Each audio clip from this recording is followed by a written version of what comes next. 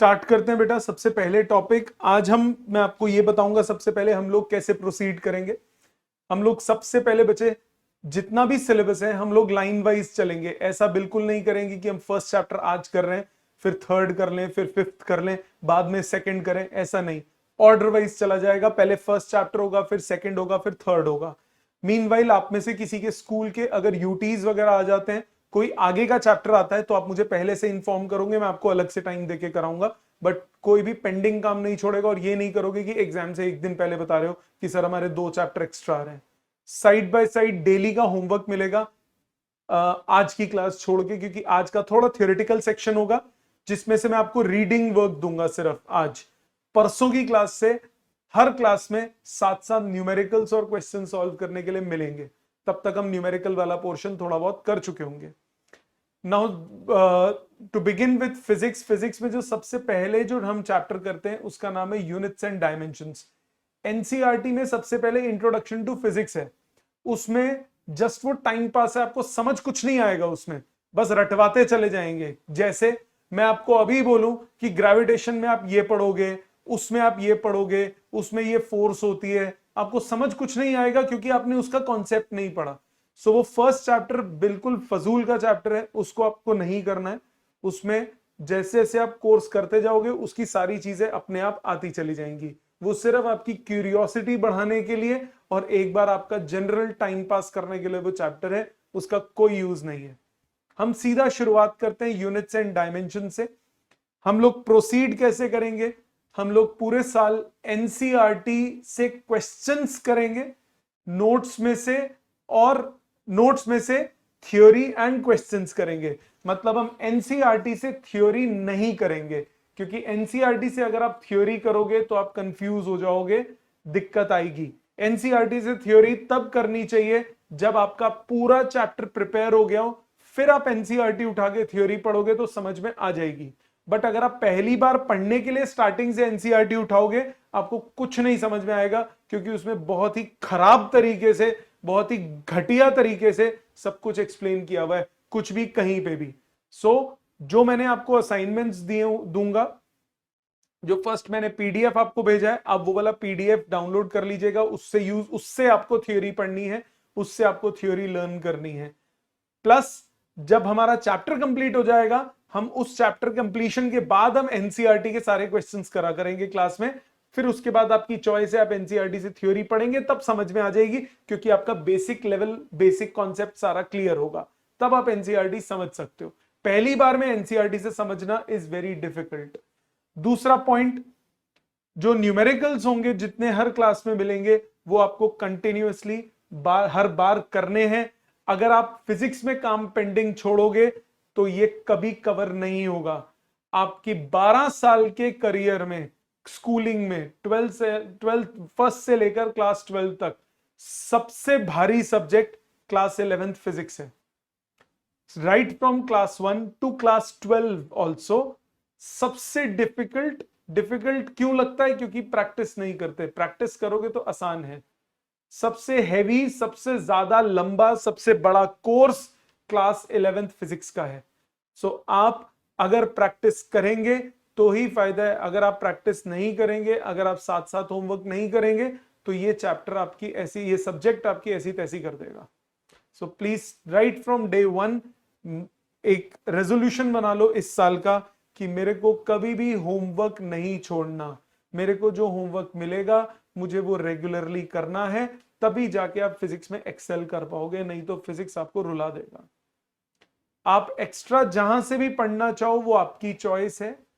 Bare minimum जो मैं assignments आपको दे रहा हूं उसमें बहुत कुछ है। वो करने के बाद भी अगर आपको लगता है कि सर मेरे को और प्रैक्टिस करनी है, तो प्लीज आप मेरे को बताइए, आपको और असाइनमेंट्स मैं दूंगा। आप कहोगे नहीं सर मेरे स्कूल वाले सर ने XYZ बुक बोली है, मेरे को उससे करना है, आप करिए, जिस मर्जी किताब से कीजिए, डाउट्स आप चाहे मुझसे पूछ लीजिए। बट प्रैक्टिस आपको करनी पड़ेगी, बिना प्रैक्टिस के फिजिक्स नहीं हो पाएगी। So let us start with the basics of physics. हम लोग शुरू कर रहे हैं यूनिट्स एंड डायमेंशंस। पहले मैं सामने लिखूंगा, जब मैं लिखना फिनिश करूंगा, हर एक पेज भरने के बाद मैं रुक जाऊंगा, आप कॉपी करेंगे तब आगे चलूंगा, साथ साथ कॉपी नहीं करेंगे। हाँ, जो डिक्टेट कराऊंगा वो आपको लिखना पड़ेगा। नोट्स में भी अगर आप सिर्फ प्रिंटेड नोट्स पे डिपेंड हो जाओगे कि हाँ जी प्रिंटेड मेरे को मिल गया, मेरे को इसी को लर्न करना है, लिखना कुछ नहीं है, तब भी लर्न नहीं होगा जब तक आप अपने हाथ से नहीं लिखोगे। तो नोट्स हैं वेल एंड गुड, वो आपके एक जगह ऑर्गेनाइज करने के लिए हैं, बट क्लास में जो भी मैं बोलूंगा वो लिखना जरूरी है, तभी आप लिख लिख के ही याद होगा, अदरवाइज याद नहीं हो पाएगा। ठीक है, सो हम बात करते हैं यूनिट्स एंड डायमेंशंस। ये चैप्टर का नाम है, चैप्टर 2 है ये एनसीईआरटी का। हम लोग इससे शुरुआत करते हैं। इस चैप्टर में सबसे पहला जो टॉपिक है, उसका नाम है फिजिकल क्वांटिटी। सब सामने देखोगे समझोगे। फिजिकल क्वांटिटी का क्या मतलब होता है? फिजिकल क्वांटिटी एक ऐसी क्वांटिटी है जिसको आप मेजर कर सकते हो। फिजिकल क्वांटिटी एक ऐसी क्वांटिटी है, it is a quantity which can be measured. ऐसी क्वांटिटी जिसको मेजर कर सकते हो उसको बोलते हैं फिजिकल क्वांटिटी। जैसे रूम का टेम्परेचर, ठीक, जैसे किसी बॉडी का मास, जैसे किसी बॉडी की स्पीड, किसी बॉडी की एक्सेलरेशन, किसी मीडियम का रिफ्रैक्टिव इंडेक्स। जिस भी चीज को आप मेजर कर सकते हो उस क्वांटिटी को हम क्या नाम देते हैं? Physical quantity. Non physical quantity कौन सी क्वांटिटी होती है? क्वांटिटी जिसको आप मेजर नहीं कर सकते, quantity which cannot be measured is called non-physical quantity। जिसको आप मेजर नहीं कर सकते उसको नॉन फिजिकल क्वांटिटी। ऐसी कौन सी क्वांटिटी है जिसको आप मेजर नहीं कर सकते? सपोज मैंने बोला कि मुझे गुस्सा आ रहा है, कितना गुस्सा आ रहा है, क्या यूनिट्स हैं उसके? कुछ नहीं है। That is not a physical quantity because it can not be measured. मैं बहुत खुश हूं आज, कितना खुश हूं मुझे नहीं पता। There is no quantity to, there is no unit to measure it, so that is a non physical quantity. तो फिजिकल क्वांटिटी कौन सी होती है? विच इज मेजरेबल, जिसका यूनिट हो, उसको हम क्या बोलते हैं? Physical quantity. नॉन फिजिकल कौन सी होती है? जिसके मेजर नहीं कर पाओगे आप, उसको हम बोलते हैं नॉन फिजिकल क्वांटिटी। यहां तक कोई डाउट किसी को? अमृत, चिराग, देवांश, नव्या, रिया, सिमर, जिया, किसी को कोई डाउट यहां तक? पॉइंट नंबर 2 पे चलते हैं। फिजिकल क्वांटिटी को, किसी भी फिजिकल क्वांटिटी के दो पार्ट्स होते हैं। फर्स्ट पार्ट होता है उसका मैग्नीट्यूड, दूसरा पार्ट होता है उसका यूनिट। किसी भी फिजिकल क्वांटिटी के दो पार्ट्स होते हैं। एक पार्ट होता है उस क्वांटिटी का मैग्नीट्यूड मतलब वैल्यू, और दूसरा पार्ट होता है उस क्वांटिटी का यूनिट। जैसे फॉर एग्जाम्पल मैंने बोला distance travelled by a body, it is 2 metre. So this 2 is the magnitude and metre is the unit. So किसी भी फिजिकल क्वांटिटी का टोटल वैल्यू बताने के लिए आपको उसका मैग्नीट्यूड देना पड़ता है और आपको साथ में उसका यूनिट भी बताना पड़ता है। मैं बोलूं distance travelled by body is 2, so that is not correct. I have to specify the unit also. So for any physical quantity to explain, to get the value of any physical quantity, you need two things. One is the magnitude, that is the value, and second is the unit which is used to express that quantity. So in this situation I have written 2 meters, so 2 is the magnitude and meter is the unit. ठीक, इसी तरह से you may also write this as 200 centimetres. एक ही बात तो नहीं है? एक ही बात है ना? 200 is the magnitude and centimeter is the unit. isn't it? So it means you can write 2 meter is equal to 200 centimeters. तो इसको हम ऐसे लिखते हैं n1u1 is equal to n2u2, मतलब n into u is constant. मतलब समझिए इसका ध्यान से, मतलब अगर आप छोटा यूनिट लोगे तो वैल्यू बढ़ जाएगी, अगर आप बड़ा यूनिट लोगे तो वैल्यू घट जाएगी. एक मिनट पहले लिख देता हूं, value n is inversely proportional to u. क्या मतलब हुआ इसका, जरा ध्यान से सोचो. रुपीज और पैसा, rupee is a big unit as compared to paisa. So if you choose a rupee as unit, value will be smaller. If you choose paisa as a unit, same quantity, for same quantity value will be more. 5 rupees, magnitude is 5 and unit is rupees. Same amount, 500 paisa. So paisa is a unit and 500 is the value. So if you choose a smaller unit, the value will be more. If you choose a larger unit, the value will be less. So if you choose meter, the value is more. If you choose centimeter, the value is more. Sorry. If you choose meter, the value is less. If you choose centimeter, the value is more. इतनी बात समझ में आ गई? So value into unit, overall quantity उतनी रहती है. If I write 2 meter, if I write 200 centimeters, the length is same whether I write 2 meters or I write 200 centimeters. But magnitude और unit में unit change करने से magnitude change हो जाता है. If you choose a bigger unit, the magnitude will get smaller. If you choose a smaller unit, the magnitude will increase. इतनी बात समझ में आ गई सबको? यहां तक क्लियर है? प्लीज इतना लिख लीजिए पहले बेटा अपने कॉपी में साथ में.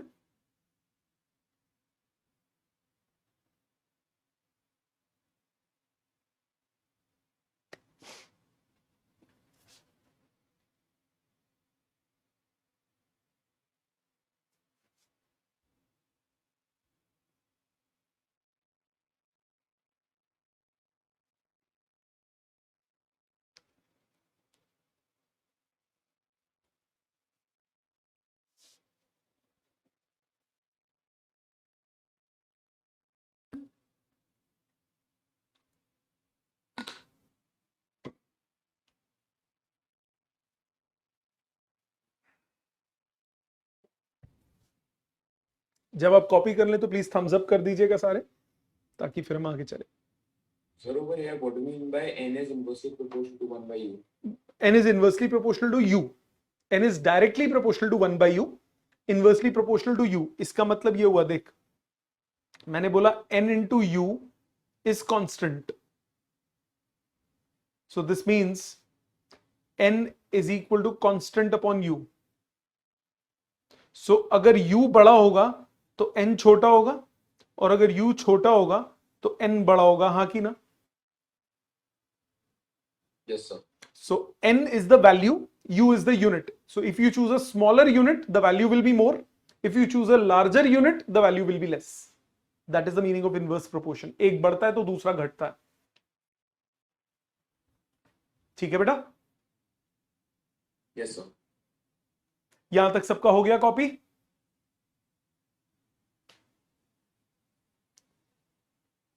सिमर, जिया,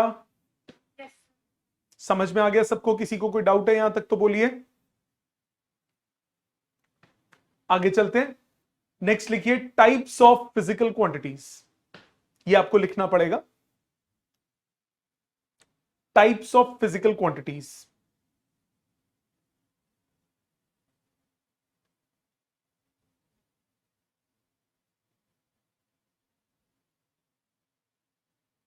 फर्स्ट, साथ साथ लिखिए please, scalar quantity.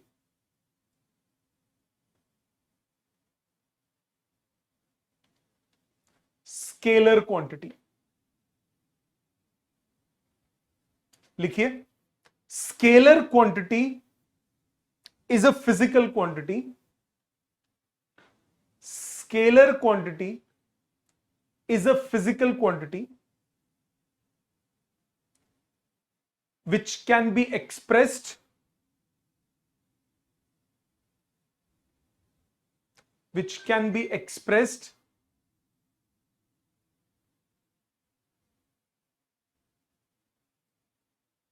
in terms of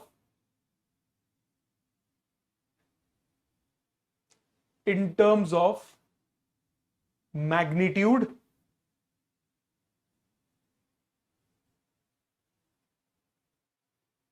which can be expressed in terms of magnitude, and there is no need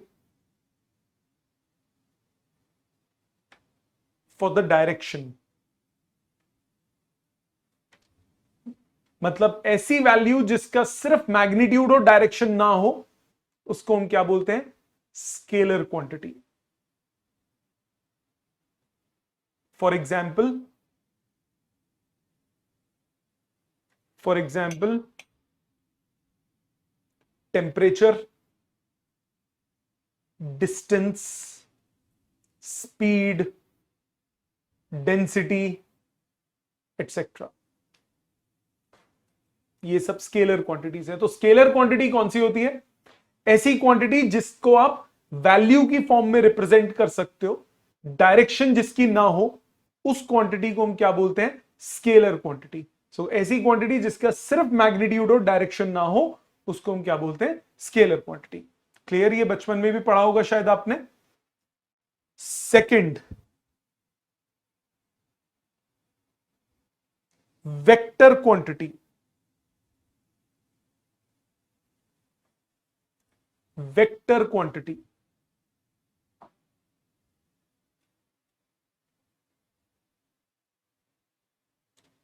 लिखिए. Physical quantity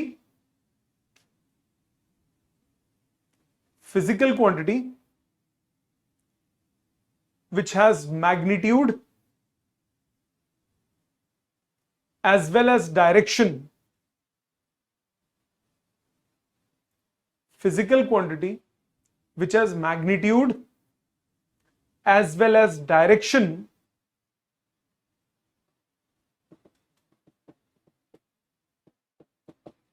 are called vector quantities. So ऐसी क्वांटिटी जिसका मैग्नीट्यूड भी हो और डायरेक्शन भी हो, उस क्वांटिटी को हम क्या नाम देते हैं? Vector quantity. For example, force, displacement, acceleration, force, displacement, acceleration etcetera. धीरे धीरे आगे आते जाएंगे. सो अभी ब्रॉडली दो, अभी एक और टाइप है, अभी रुक जाओ. अभी मैंने दो बताए. एक ऐसी क्वांटिटी जिसकी सिर्फ वैल्यू हो, उसकी कोई डायरेक्शन ना हो, उसको क्या बोलते हैं? Scalar quantity. ऐसी क्वांटिटी जिसकी वैल्यू के साथ डायरेक्शन भी हो, उसको हम क्या बोलते हैं? Vector quantity. Third, ratio.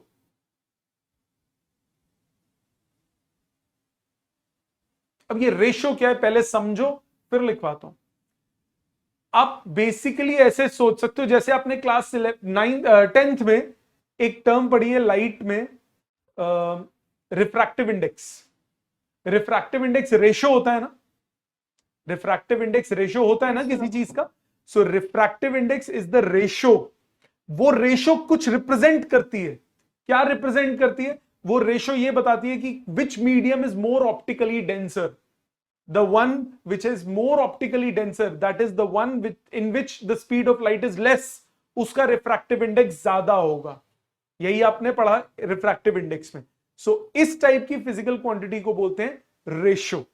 लिखिए, ratio is a physical quantity. Ratio is a physical quantity which is which is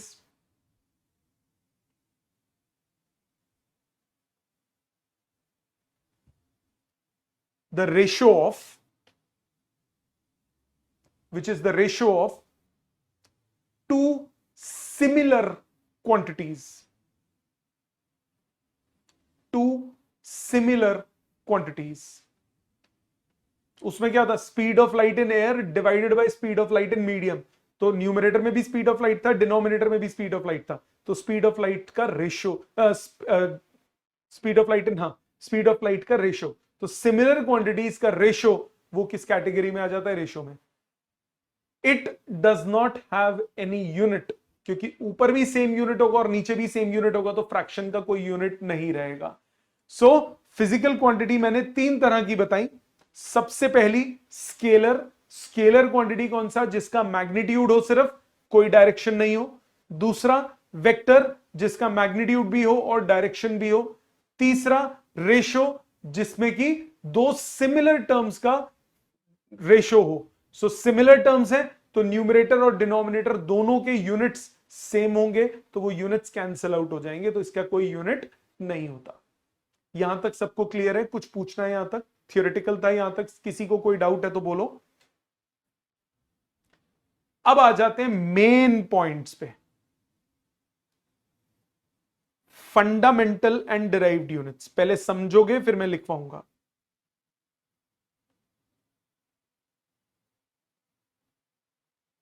quantities and units.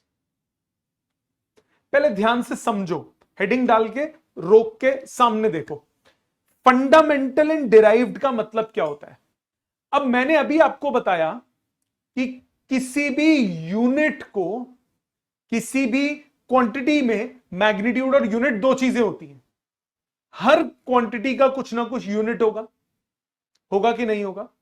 Suppose करो आपको मालूम है लेंथ का यूनिट है मीटर, टाइम का यूनिट है सेकंड, मास का यूनिट है किलोग्राम, फोर्स का यूनिट है न्यूटन, एनर्जी का यूनिट है जूल. ये बेसिक यूनिट्स तो मालूम है ना आपको? सबको पता है ना भाई? कोई ऐसा जिसको ये सब बेसिक ना पता हो? इतना बेसिक तो सबको आता है. नव्या, देवांश, चिराग. ओके. अब अगर देखो क्वांटिटी सिर्फ ये 5-6 थोड़ी ना है. There are thousands of quantities. जैसे प्रेशर. प्रेशर का आप कहोगे सर हमें पता है पास्कल. चलो कोई बात नहीं, पता है तो बहुत अच्छी बात है. सपोज मैंने बोला कोएफिशिएंट ऑफ, या मैंने बोला स्ट्रेस, या मैंने बोला स्ट्रेन, या मैंने बोला यंग्स मॉडुलस. ऐसे कितनी क्वांटिटीज हैं जिसके आपको नाम तक आपने नहीं सुना. तो क्या सबके अलग अलग यूनिट्स होंगे? तो मैं बोल देता हूं कि जी लेट्स सपोज एक्सेल स्पीड है. स्पीड के क्या यूनिट्स होते हैं? स्पीड के क्या यूनिट्स होते हैं चिराग? चिराग, हाँ, मीटर्स पर सेकंड. ठीक है ना? अब मेरी बात ध्यान से सुनना. मैंने बोला कि आज से मीटर पर सेकंड नहीं है उसके यूनिट, उसका यूनिट है चिराग. तो मेरी स्पीड है 5 चिराग, आपकी स्पीड है 20 चिराग. बड़ा ऑकवर्ड सी चीज हो जाएगी ना. मैंने मीटर पर सेकंड बोला, आपने मेरे को बोला सर उसका यूनिट है मीटर पर सेकंड. मतलब उसके यूनिट का कोई स्पेसिफिक नाम नहीं है. जैसे लेंथ के लिए मीटर है, फोर्स के लिए न्यूटन है, उसी तरह स्पीड के यूनिट का कोई स्पेसिफिक नाम नहीं है. इसी तरह एक्सेलरेशन, एक्सेलरेशन के यूनिट का कोई स्पेसिफिक नाम तो नहीं है ना. उसको मीटर पर सेकंड स्क्वायर लिखते हो, हां कि ना? नव्या, रिया, इजंट इट? सो क्योंकि क्वांटिटीज इतनी ज्यादा है, हर क्वांटिटी के लिए सेपरेट यूनिट रखना is next to impossible, isn't it? हर क्वांटिटी को मैं अलग अलग यूनिट के नाम दे दूं, भैया लाखों क्वांटिटीज है, लाखों यूनिट याद रखने पड़ेंगे. तो हम क्या करते हैं, थोड़ा दिमाग लगाते हैं. हम क्या बोलते हैं, दो तरह की क्वांटिटी डिफाइन करते हैं. फंडामेंटल, फंडामेंटल को हम बोलते हैं बेसिक क्वांटिटीज. डिराइव्ड क्या होता है? डिराइव्ड होता है combination of fundamentals in different proportions.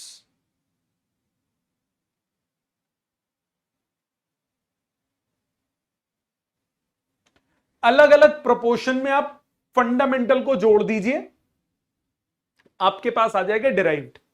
Mechanics में, मैकेनिक्स का मतलब it's a branch of physics which deals with the study of motion. It's a branch of physics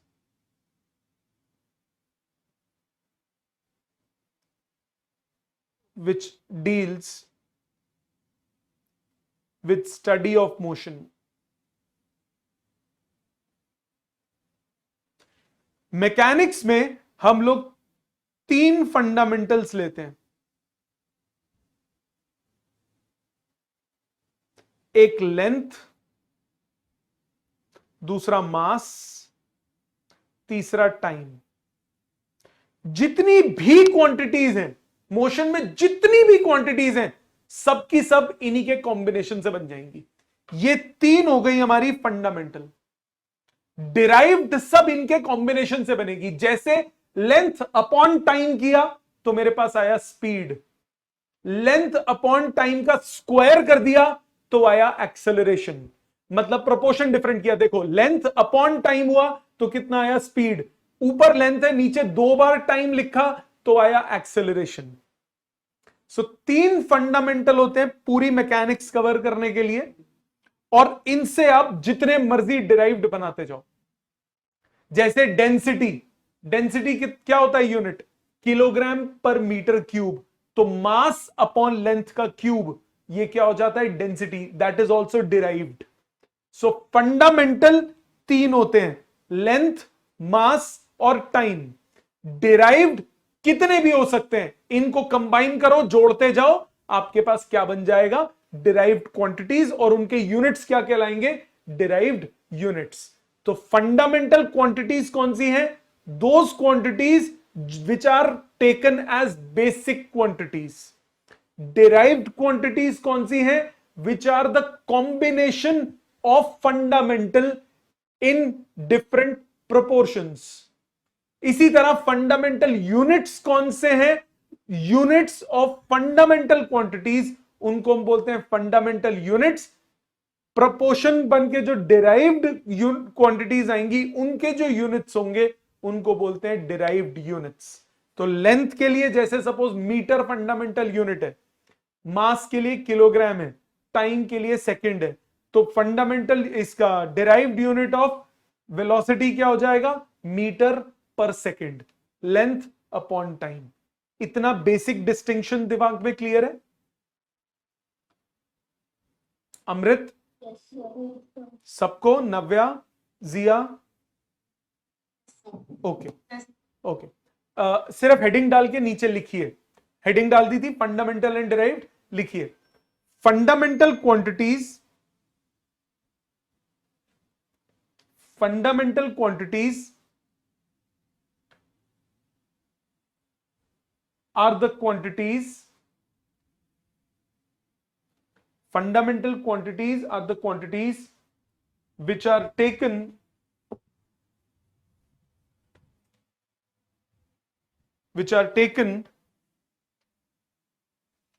as the basic quantities,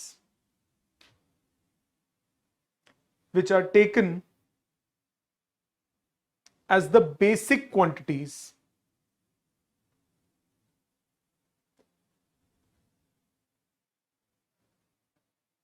The units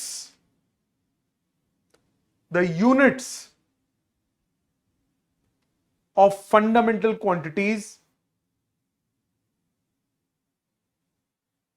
the units or of fundamental quantities are called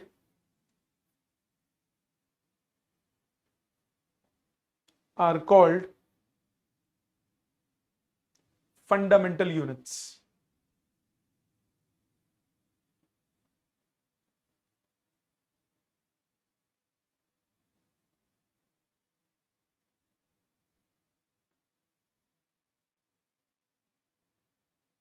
Next,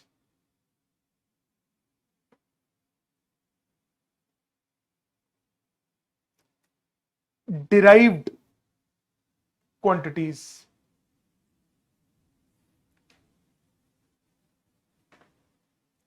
लिखिए, derived quantities are the quantities, derived quantities are the quantities which are formed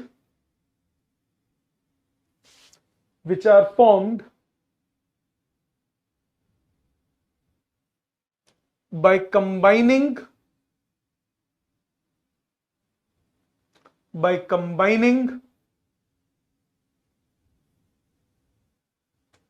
fundamental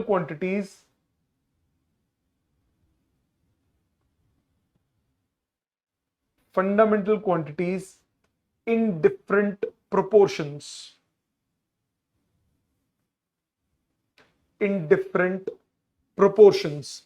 so fundamental को different proportions में आप combine करो तो आपके पास क्या आ जाता है, derived quantities.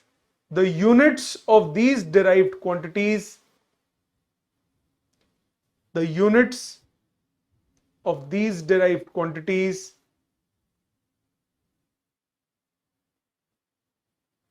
are called derived units।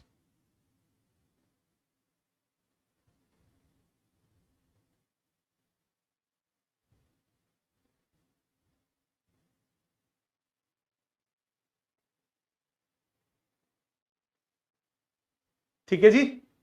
अगली लाइन में, इन mechanics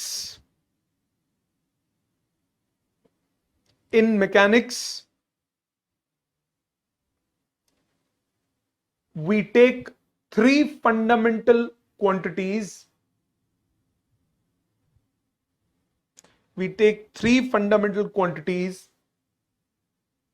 as length, mass and time।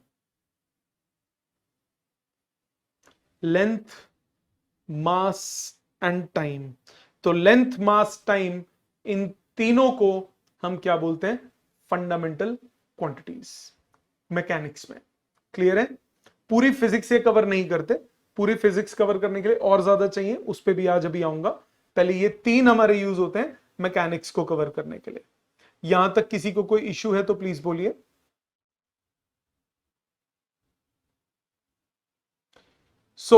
हमने पढ़ लिया फिजिकल क्वांटिटी, नॉन फिजिकल कौन सी होती है, फिजिकल के कौन से टाइप होते हैं, और फंडामेंटल एंड डिराइव्ड क्या होता है।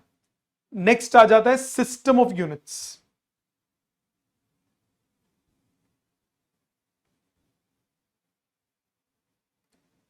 सिस्टम ऑफ यूनिट्स कौन से होते हैं? सिस्टम ऑफ यूनिट्स मतलब फंडामेंटल को आप किस किस कैटेगरी में डिवाइड कर सकते हो। मैकेनिक्स में हम तीन सिस्टम ऑफ यूनिट्स यूज करते हैं। एक होता है सीजीएस सिस्टम ऑफ यूनिट्स, दूसरा होता है एफपीएस सिस्टम ऑफ यूनिट्स, और तीसरा होता है एमकेएस सिस्टम ऑफ यूनिट्स। बहुत सिंपल है, ध्यान देना। CGS stands for centimetre gram second, मतलब ऐसा सिस्टम जिसमें हम लेंथ के लिए यूज करेंगे सेंटीमीटर, मास के लिए यूज करेंगे ग्राम्स, और टाइम के लिए यूज करेंगे सेकंड्स। उस सिस्टम को हम क्या नाम देते हैं? CGS system of units. So CGS क्या है? ऐसा सिस्टम जिसके लिए आप जिसमें आप लेंथ के लिए यूज करोगे सेंटीमीटर, मास के लिए यूज करोगे ग्राम, और टाइम के लिए यूज करोगे सेकंड्स। इसको हम बोलते हैं CGS system of units. FPS system कौन सा होता है? जिसमें लेंथ के लिए आप यूज करते हो फुट, मास के लिए यूज करते हो पाउंड, और टाइम के लिए यूज करते हैं सेकंड्स। इसको हम बोलते हैं एफपीएस सिस्टम ऑफ यूनिट्स। और तीसरा और सबसे important MKS system of units. इसमें क्या होता है? मास के लिए यूज होता है, सबसे पहला लेंथ के लिए यूज होता है मीटर, मास के लिए यूज होता है किलोग्राम, टाइम के लिए यूज होता है सेकेंड्स। सबसे ज्यादा आप इसी को यूज करते हो। मतलब अगर आप किसी बॉडी की वेलोसिटी को बोल रहे हो सेंटीमीटर्स पर second, so basically you are following CGS system of units. अगर आप बोल रहे हो मीटर्स पर second, it means you are following which system, MKS system of units. So depends कि आप यूनिट कौन सा चूज कर रहे हो तो आप उसमें हो। एफपीएस सिस्टम ऑफ यूनिट्स हम लोग इंडिया में ज्यादा यूज नहीं करते, ये इंग्लैंड वगैरह में ज्यादा यूज होता है। जैसे आपको ध्यान होगा, आपने कभी वो ट्रम्प कार्ड्स देखे? ट्रम्प कार्ड्स आते हैं जिसमें डिफरेंट रेसलर्स का सब कुछ लिखा होता है, आते हैं अभी भी नहीं आते? देखे हैं भाई कभी किसी ने? चिराग, देवांश? सो नहीं। एक आते कार्ड, आपने रेसलिंग देखते हो, कभी देखी है रेसलिंग? Yes sir. रेसलिंग में आप कभी भी देखना, वेट अगर किसी एथलीट का लिखा हुआ आता है तो वो पाउंड्स में लिखा आता है। उसकी बाइसेप्स ट्राइसेप्स हमेशा इंचेस में, फीट एंड इंचेस में आती हैं। तो वो कौन सा unit system of units follow करते हैं? FPS system of units. हम लोग इंडिया में ज्यादातर क्या यूज करते हैं? MKS system of units. और अब ये स्टैंडर्ड प्रैक्टिस है कि ज्यादातर कंट्रीज अब MKS system of units he prefer करती हैं। देखो, इसको स्टैंडर्ड बनाना बहुत जरूरी है। पता लगा कि मैंने बोला कि जी मैं यूज करूंगा मीटर पर सेकंड, किसी दूसरी कंट्री ने बोला मैं तो जी ये मीटर को नहीं मानता, मैं एक नया यूनिट दूंगा, उस यूनिट का नाम है, लेंथ का नाम है यूनिट का metre, Rahul. So 1 Rahul is इतना लेंथ। तो मैंने बोला 5 राहुल लेंथ दो। अब उसको दूसरे वाले को पता ही नहीं तो क्या हो जाएगा? दिक्कत हो जाएगी। तो एक कॉमन ग्राउंड होना चाहिए। 1 मीटर मैंने इंडिया में बोला तो वो उतना ही है जितना 1 मीटर इंग्लैंड में बोलूंगा जितना होगा। So common definition of units बहुत जरूरी है। सो इसीलिए स्टैंडर्ड कर दिया हमने। तो स्टैंडर्ड में 3 स्टैंडर्ड्स यूज होते हैं। एक सीजीएस सिस्टम ऑफ यूनिट्स, दूसरा एफपीएस सिस्टम ऑफ यूनिट्स, और तीसरा एमकेएस सिस्टम ऑफ यूनिट्स। इसमें एमकेएस सिस्टम ऑफ यूनिट्स सबसे इंपॉर्टेंट है, सबसे ज्यादा वही यूज होता है। मैकेनिक्स के अलावा हम तो पूरी फिजिक्स पढ़ना चाहते हैं। To cover complete physics,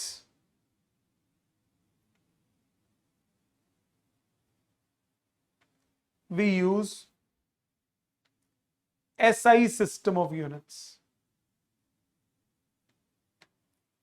SI system सुना है ना नाम? SI system of units. तो SI system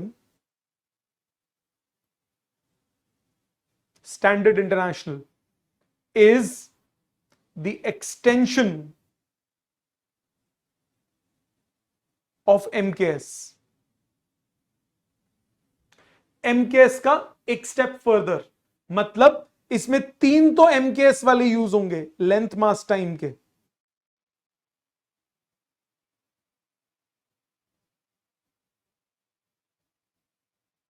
लेंथ के लिए मीटर, मास के लिए किलोग्राम, टाइम के लिए सेकेंड्स। ये 3 तो यूज होंगे। इसके अलावा कौन कौन से होंगे? अभी टाइम दूंगा स्क्रॉल करके कॉपी करने के लिए। इसके अलावा कौन से यूनिट्स यूज होते हैं? वो होते हैं टेम्परेचर, ये फंडामेंटल में आ जाता है। इसके लिए यूज होता है केल्विन, के से रिप्रेजेंट करते हैं। इसके बाद करंट, करंट के लिए यूज होता है एम्पियर, ए से रिप्रेजेंट करते हैं। इसके बाद है ल्यूमिनस इंटेंसिटी, ये लाइट के लिए यूज होता है, इसका नाम है कैंडेला, CD। और 7वां है क्वांटिटी ऑफ मैटर,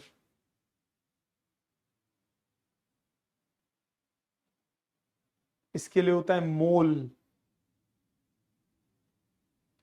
तो ये 7 फंडामेंटल्स हम यूज करते हैं, इसको बोलते हैं 7 फंडामेंटल SI यूनिट्स। इसके अलावा SI सिस्टम में 2 सप्लीमेंट्री यूनिट्स होते हैं। सप्लीमेंट्री यूनिट्स वो होते हैं जो कि फंडामेंटल के यूजेज को इंक्रीज कर देते हैं। दो सप्लीमेंट्री यूनिट्स होते हैं, एक radian which is two dimensional angle. दो लाइंस के बीच में जो एंगल है वो डिग्री में मेजर होता था, अब वो रेडियन में भी मेजर होगा। जिन्होंने आज मैथ्स की क्लास अटेंड की है, मैंने आज रेडियन एक्सप्लेन किया है, वो ये एसआई यूनिट में आता है। तो एसआई यूनिट कौन सा है? टू डायमेंशनल एंगल, मतलब दो लाइंस के बीच का एंगल। ये जो नॉर्मली आप पढ़ते हो डिग्री वाला, तो डिग्री एसआई में नहीं आता, रेडियन एसआई यूनिट में आता है। और दूसरा एक होता है स्टेरेडियन। स्टेरेडियन होता है three dimensional angle. Three dimensional angle कौन सा? जैसे कोन है, कोन का ऊपर का एंगल, ये किस में मेजर होता है? डिग्री में नहीं मेजर होता, रेडियन में नहीं मेजर होता, ये मेजर होता है स्टेरेडियन में। ये धीरे धीरे आगे बताऊंगा। तो दोबारा कॉन्सेप्ट मैंने क्या बोला? सिस्टम ऑफ यूनिट्स में पहला, तीन तरह के सिस्टम होते हैं जो हम यूज करते हैं मैकेनिक्स में। नंबर वन सीजीएस, जिसमें लेंथ के लिए सेंटीमीटर, मास के लिए ग्राम और टाइम के लिए सेकेंड्स यूज करोगे। दूसरा एफपीएस, लेंथ के लिए फुट, मास के लिए पाउंड और टाइम के लिए सेकेंड यूज करोगे, इसको बोलते हैं एफपीएस। तीसरा एमकेएस, लेंथ के लिए यूज करोगे मीटर, मास के लिए किलोग्राम और टाइम के लिए सेकेंड। ये तीन होते हैं हमारे मैकेनिक्स कवर करने के लिए। पूरी फिजिक्स कवर करने के लिए हम यूज करते हैं एसआई सिस्टम, वो एमकेएस का एक्सटेंशन है। एमकेएस का एक स्टेप फॉरवर्ड है। इसमें 7 फंडामेंटल्स होते हैं। लेंथ, मास, टाइम तो रहेंगे ही रहेंगे। लेंथ के लिए मीटर, मास के लिए किलोग्राम, टाइम के लिए सेकेंड। इसके अलावा टेम्परेचर, उसके लिए केल्विन, करंट उसके लिए एम्पियर, क्वांटिटी ऑफ मैटर उसके लिए मोल, और सातवां मोल के बाद कौन सा रह गया? Luminous intensity which is candela. तो ये 7 फंडामेंटल्स होते हैं किसमें? एसआई सिस्टम में। इन 7 फंडामेंटल्स के यूजेज को इंक्रीज करने के लिए हम दो सप्लीमेंट्री यूनिट्स भी इसमें रखते हैं। वो दो सप्लीमेंट्री यूनिट्स हैं रेडियन, जो कि एंगल मेजर करने के लिए यूज होगा दो लाइंस के बीच में। दूसरा स्टेरेडियन, जो कि 3 डायमेंशनल एंगल मेजर करेगा। रेडियन को कवर कर दो कंप्लीट, एक सर्कल बन जाएगा। स्टेरेडियन को अगर पूरा कर दोगे तो एक बॉल बन जाएगी, स्फीयर बन जाएगा, वो 3D है। लाइंस 2D होती हैं। लाइंस अगर मीट करती हैं तो ये 2 डायमेंशन है। एक होता है 3 डायमेंशन जो बॉल होती है। सर्कल और बॉल में क्या फर्क होता है? सर्कल 2 डायमेंशन है, एक प्लेन में है, और बॉल 3 डायमेंशन है, उसमें लेंथ, ब्रेड्थ, हाइट तीनों चीज होती है। यहां तक बात सबको समझ में आई? Yes, sir.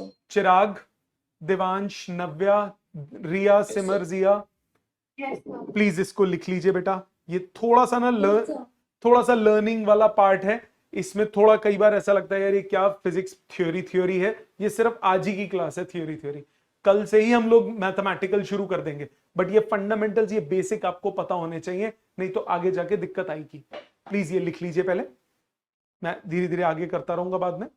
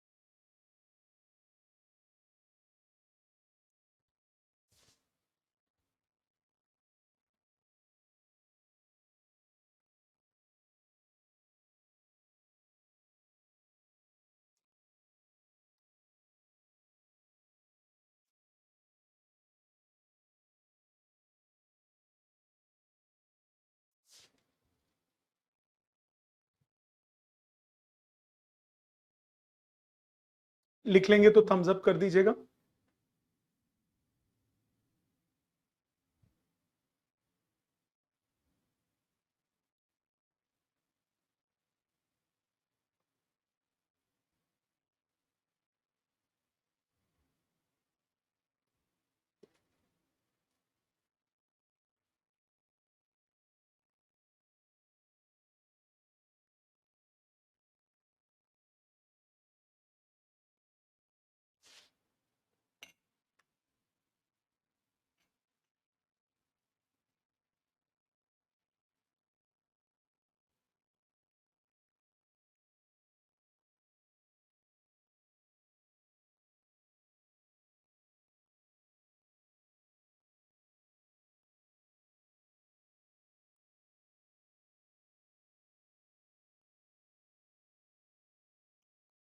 हो गया बेटे?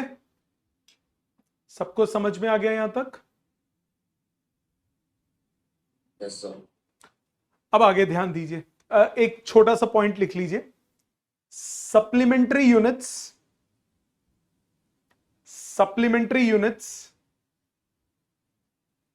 Are used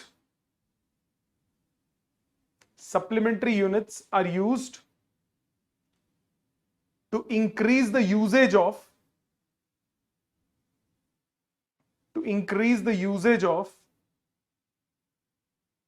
fundamental units. कैसे? हम धीरे धीरे आगे आने वाली क्लासेस में करेंगे ये सब चीजें। क्लियर यहां तक? आगे चलते हैं। आगे का टॉपिक जो है वो आपको सिर्फ रीड करना है, वो लर्न नहीं करना। एग्जाम में कभी नहीं आएगा, ना ही कोई कहेगा आपको रट्टा मारने के लिए, वो क्योंकि वो रट्टा है। वो है definitions of metre, kilogram, second, candela, kelvin, इन सब की डेफिनेशंस। अब ये एक मेरे को क्रक्स ऑफ द मैटर समझो, इन डेफिनेशंस के अलावा क्या चीज है वो समझो। सपोज करो मैंने आपको बोला कि 1 मीटर एक पर्टिकुलर लेंथ है, ठीक है? अब दिल्ली में 1 मीटर कुछ जो है, लखनऊ में 1 मीटर उतना ही होना चाहिए, अमृतसर में भी 1 मीटर उतना ही होना चाहिए, यूएस में भी 1 मीटर उतना ही होना चाहिए, यूके में भी 1 मीटर उतना ही होना चाहिए, रशिया में भी, चाइना में भी, हर जगह 1 मीटर अगर बोला तो वो सेम पर्टिकुलर लेंथ ही होनी चाहिए कि नहीं होनी चाहिए? हाँ कि ना? ऐसा तो नहीं होगा कि मेरे यहां पे 1 मीटर कुछ और लेंथ है, यूएसए में 1 मीटर कुछ और लेंथ है। 1 मीटर बोला, it means 1 metre is the accurate length जो इंडिया में और कहीं पे भी हो, इजंट इट? तो सपोज करो, हाँ जी कुछ पूछ रहे थे बेटा? ओके, सो 1 मीटर एक पर्टिकुलर लेंथ है। सो अगर मैंने यहां पे 1 मीटर कुछ मैंने एक डिफाइन कर दिया, सपोज मैंने बोला ये 1 मीटर लेंथ है, एक मीटर स्केल लिया, बोला ये जी 1 मीटर लेंथ है, इतनी 1 मीटर लेंथ है। तो अब इसी का रेप्लिका बना लो, हर जगह ले जाओ, 1 मीटर लेंथ उतनी होगी। चलो बहुत अच्छी बात है, बट अगर मैं ऐसा काम करता हूं तो इंडिया में भीषण गर्मी पड़ती है, यूके में ठंड पड़ती है। आपने एक टर्म का नाम सुना होगा, थर्मल एक्सपेंशन। जब कोई चीज गर्म होती है तो वो एक्सपैंड करती है, जब कोई चीज ठंडी होती है तो वो कॉन्ट्रैक्ट करती है। तो यानी 1 मीटर इंडिया वाला तो बड़ा हो जाएगा लेंथ में, यूके वाला 1 मीटर छोटा हो जाएगा। मतलब it is not the correct way to define 1 metre. तो कोई भी यूनिट आप ऐसे सिलेक्ट करते हो जो हमेशा हमेशा ऑलवेज सेम रहे। किसी भी फिजिकल कंडीशन में 1 मीटर बोलूं तो रिप्रोड्यूस कर सकूं कि भाई जी इतना 1 मीटर है। किसी भी सिचुएशन में 1 मीटर बोलूं तो मेरे को पता लग जाए कि 1 मीटर इतना है। तो उसको हम कैसे डिफाइन करते हैं, जरा डेफिनेशन देखिएगा, उसकी तवज्जो दीजिएगा। एक सीजियम नाम का एक रेडियो एक्टिव एलिमेंट होता है, उसके रेडियो एक्टिव एलिमेंट में, आप नोट्स अगर आपके पास हैं तो प्लीज खोलिए। सीजियम नहीं, सॉरी सीजियम वाला टाइम उसका है सेकेंड्स का। क्रिप्टॉन नाम का एक रेडियो एक्टिव एलिमेंट है। क्रिप्टॉन के 86th एटम में 2p10 से 5d5 में इलेक्ट्रॉन अगर ट्रांजिशन करता है, आपको मालूम है इलेक्ट्रॉन एक ऑर्बिट से दूसरे ऑर्बिट में जा सकता है। सो इस ऑर्बिट से दूसरे ऑर्बिट में जाएगा 2p10 से 5d5 तक एक ऑर्बिट से दूसरे में जाएगा तो कुछ वो रेडिएशन एमिट करता है, कुछ वेवलेंथ एमिट करता है। उस वेवलेंथ को 1650763.73 से मल्टीप्लाई करोगे तो 1 मीटर लेंथ आ जाएगी। है ना अजीब सी डेफिनेशन? बिल्कुल है, इसीलिए लर्न नहीं करनी है, सिर्फ आपकी जनरल नॉलेज के लिए। इसी तरह 1 किलोग्राम, 1 किलोग्राम हम कैसे डिफाइन करते हैं? कहते हैं कि जी पेरिस में है, पेरिस में एक है इंस्टीट्यूट जहां पे यूनिट, उसका नाम है इंस्टीट्यूट का International Bureau of Weights and Measures. वहां पे एक 1 किलोग्राम का वट्टा रखा हुआ है, वो 1 किलोग्राम है, जिसको भी मेजर करना है वो 1 किलोग्राम का बेसिक है, तो वहां पे आप तोल के ले आओ 1 किलोग्राम का कॉमन। अब टेम्परेचर बढ़ जाए, कुछ बढ़ जाए, 1 किलोग्राम भले ही एक्सपैंड हो जाए, मास तो सेम ही रहेगा ना। सिमिलरली बाकी डेफिनेशंस हैं, तो आपको ये कोई डेफिनेशन लर्न नहीं करनी है, माइंडेड लर्न नहीं करनी है। लर्न सिर्फ इतना करना है कि सीजीएस में कौन सा यूनिट होता है, एफपीएस में कौन सा होता है, एमकेएस में कौन सा होता है, और एसआई में कौन कौन से होते हैं। ये इनकी डेफिनेशन क्या है वो किसी को लर्न नहीं करनी है। ठीक है, सो आपका आज काम सुन लीजिए। आपको मैंने ये असाइनमेंट, ये बुकलेट की एक कॉपी मैंने आपको व्हाट्सएप पे भेज दी है। अगर आपका चक्कर लगे तो मुझे फोन कर दीजिएगा, मैं सेंटर पे ही होता हूं सुबह से शाम तक। आप आके मुझसे बुक पिकअप कर सकते हैं। बेटर रहेगा आप बुक से पढ़ें तो आसानी से समझ में भी आएगा और मार्किंग्स भी कर सकते हैं। अभी फॉर द टाइम बिंग मैंने पीडीएफ आपको भेज दी है कि बाई चांस आपका नहीं चक्कर लग रहा तो आप उसमें से पढ़ लीजिए।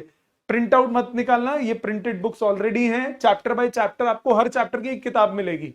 ये पतली है, इससे 5 गुना मोटी अगली किताब है। तो 8-9 बुक्स हैं टोटल क्लास 11th फिजिक्स में जो हम यूज करेंगे, जो मैं ही दूंगा आपको। आपको कुछ नहीं करनी, मेरी लिखी हुई बुक्स है सारी है। सो आपको ये बुक्स लेके जानी है, नहीं तो आप पीडीएफ से अभी पढ़ लीजिए। अभी आप पीडीएफ से पढ़ लीजिएगा। इस बुक में page number 1, 2, first 2.5 pages, first 2.5 pages मतलब एसआई प्रीफिक्सेस आपको पेज 3 पे दिख रहा होगा। एसआई प्रीफिक्सेस, उससे पहले तक का आपको नेक्स्ट क्लास में पढ़ के आना है, थियोरेटिकल सेक्शन। अगली क्लास में हम मैथमेटिकल स्टार्ट कर देंगे।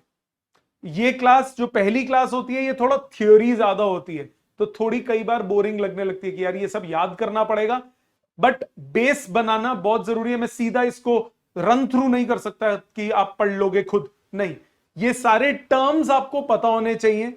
कब यूनिट क्या होता है, रेशो क्या होती है, स्केलर क्या होता है, वेक्टर क्या होता है, सीजीएस, एफपीएस, ये कभी बीच बीच में टर्म्स यूज होंगी तो आपको पता नहीं होंगी तो दिक्कत होगी। तो फर्स्ट 2.5 पेजेस आपको पढ़ के रखने हैं। इसमें डेफिनेशंस लर्न नहीं करनी है, डेफिनेशंस लर्न नहीं करनी है। मेन ये याद रखना है कि आपका physical quantity, non physical quantity कौन सी होती है, फिजिकल क्वांटिटी कितने टाइप की होती है, फंडामेंटल और डिराइव्ड क्या होती है, और डिफरेंट यूनिट्स कौन कौन से सिस्टम ऑफ यूनिट्स हैं। तो ये काम आपको बाय नेक्स्ट क्लास करके रखना है। अगली क्लास में हम इसका मैथमेटिकल शुरू कर देंगे। ठीक है जी, थैंक यू वेरी मच। आप में से मैथ्स किस किस के पास नहीं है? मैथ्स एज अ सब्जेक्ट ही किसके पास नहीं है? मेरे पास नहीं है। नव्या, और किसी के पास? ओके, जिसके पास मैथ्स है, जो यहां नहीं पढ़ रहा कहीं और पढ़ रहा है, उनमें ट्रिगोनोमेट्री के मैं अभी ऐप में अपना ऐप कह रहा हूं, व्हाट्सएप ग्रुप में कल मॉर्निंग में ट्रिग्नोमेट्री का लेक्चर डालूंगा। प्लीज आप ट्रिग्नोमेट्री जरूर पहले कर लेना, चाहे आप मेरे से मैथ्स पढ़ रहे हो नहीं पढ़ रहे, क्योंकि कहीं और पढ़ रहे होगे तो it is a very high probability कि आपको पहले ट्रिग्नोमेट्री नहीं कराएंगे। फुद्दू चैप्टर उठाते हैं पहले वो हमेशा कॉम्प्लेक्स नंबर उठा लेगा, कोई सेट्स उठा लेगा, बकवास कूड़ा चैप्टर्स हैं वो। पहले ट्रिग्नोमेट्री मैं कराता हूं, ट्रिग्नोमेट्री क्योंकि मैं अगली क्लास से यूज करना शुरू कर दूंगा। तो जो लोग मैथ्स में नहीं है, वो पहला लेक्चर जो आज मैंने ट्रिग्नोमेट्री कराया है, कल मैं मॉर्निंग में आपके व्हाट्सएप ग्रुप में डाल दूंगा उसको, तो आप उसको जरूर देख लीजिएगा, क्योंकि अगली क्लास में मैं फिजिक्स में यूज करूंगा ट्रिग्नोमेट्री, रेडियन वगैरह यूज करूंगा, तो आपको पता होना चाहिए। तो प्लीज उस वीडियो को जरूर देख लेना जो मैथ्स में नहीं है। ठीक है जी, थैंक यू वेरी मच।